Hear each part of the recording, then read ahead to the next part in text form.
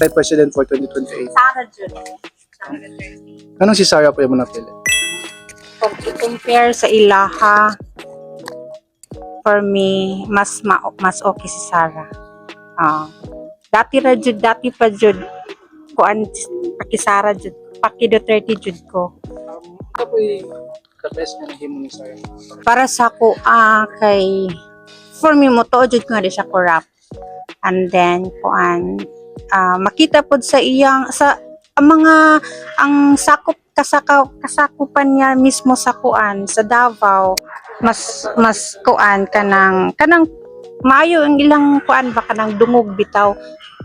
Compare nimo kang Marcos, di ba?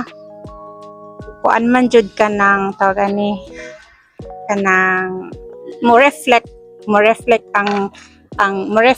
kung unsa siya sa ilahang lugar ba. Marcos wala baya kayo positive nga kuan sa compare ni Sara, di ba? So meaning maayo jud ang governance niya. So may makaingon jud ta nga mas okay si Sara. Impeachment karon ni Sara, sa gusto.